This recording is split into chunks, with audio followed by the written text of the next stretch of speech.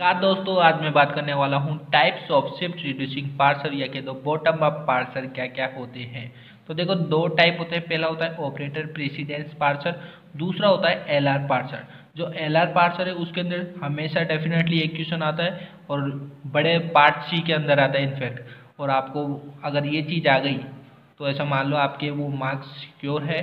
कोई सा भी एग्जाम हो, चाहे वो आरटीयू या फिर कोई सा भी यूनिवर्सिटी का एग्जाम हो। तो देखो, एलआर पार्सर चार टाइप के होते हैं। LR0, SLR, LR, LR बोल दो या CLR बोल दो इसको, और फाइनल है आपका LALR।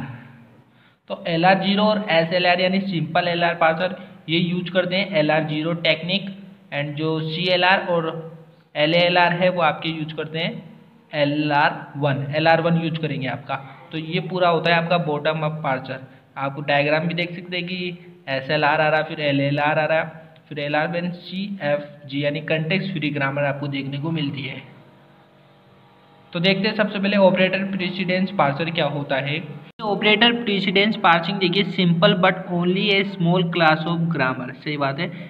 एंड ये दो प्रॉपर्टी फॉलो करता है। पहली, नो RHS यानी कि राइट हैंड साइड के ऊपर कोई भी प्रोडक्शन ऐसा नहीं होना चाहिए जिसके पास नल हो, पहली बात RHS में, ठीक है। दूसरी बात, no two non terminals are adjacent, यानी दो नॉन टर्मिनल यानी ए बी जैसे कैपिटल में होते हैं ना वो, तो वो एडजेसेंट नहीं होने चाहिए। लाइक ऐसे हो जाए A+B तो ये चलेगा, लेकिन ये वाला नहीं चलेगा, ठीक है। तो ये दो एक साथ नहीं होनी चाहिए, आप पास पास नहीं होनी चाहिए।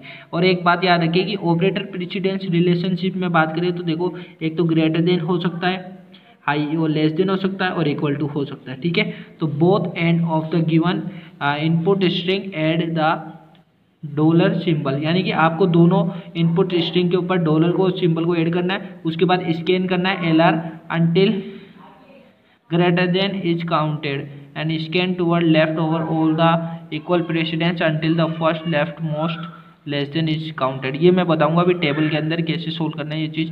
और देखो, अब एक है ना, इससे पहले मैं एक चीज़ में आता हूँ। देखिए, इसको तो देखो मत, आप डायरेक्ट इस टेबल को देखो, ठीक है। देखिए, जो लेफ्ट की टेबल होती है ना, जिसमें जैसे सेम आ जाते हैं, जैसे प्लस प्लस है ना, तो ये वाला प्लस हमेशा ज़्यादा होगा। ऑब्वियसली मल्टीप्लायर का प्रेसिडेंस हायर होता है एज कम्पेयर टू प्लस, तो मल्टीप्लायर की ज़्यादा है। ID, हाँ, एक सिंबल है तो ID की ऑब्वियसली प्लस से ज़्यादा होगी, और डॉलर की हमेशा कम होगी, कोई सा ही हो, चाहे प्लस हो, मल्टीप्लायर हो और ID हो। अगर डॉलर का डॉलर से कंपैरिजन होगा तो ये एब्सेंट होगा, देखो यहाँ पर एब्सेंट कर रखा है, ठीक है। और बाकी केस में हायर होती है इन तीनों की एज कम्पेयर टू डॉलर, ठीक है। सेम के केस में देखो, हमेशा लेफ्ट साइड वाले यानी कि डाउन वाले हमेशा ज़्यादा होंगे, जैसे प्लस के केस में ज़्यादा है, मल्टीप्लायर के केस में ये वाला ज़्यादा है। ID के केस में होगा ना, तो आप डैश करके इसको छोड़ देना। क्या करोगे? डैश करके छोड़ देंगे, ठीक है। ID की मल्टीप्लायर से ज़्यादा होती है, मल्टीप्लायर की बताई थी, मल्टीप्लायर ID में ID की ज़्यादा होती है। हमेशा ID की याद रखना, कोई भी ऑपरेटर होता है ना उनसे ज़्यादा होगी, ठीक है। सेम में आना, इस साइड वालों की ज़्यादा होती है, और मल्टीप्लायर ज़्यादा होता है। ये प्लस से और डॉलर हमेशा तीनों से कम होता है। डॉलर सेम होता है, एब्सेंट हो गया, ID हो गया तो डैश करके छोड़ देना। बाकी सब वैसा का ही वैसा है।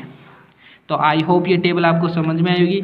इन नेक्स्ट वीडियो में बताने वाला हूँ कि इसके ऊपर क्वेश्चन आता है वो कैसे सोल्व करोगे, और ये वाली टेबल आप कैसे काम करने वाले हो, इसको कैसे यूज करने वाले हो। तो don't forget to watch that video. Thank you so much for watching this video.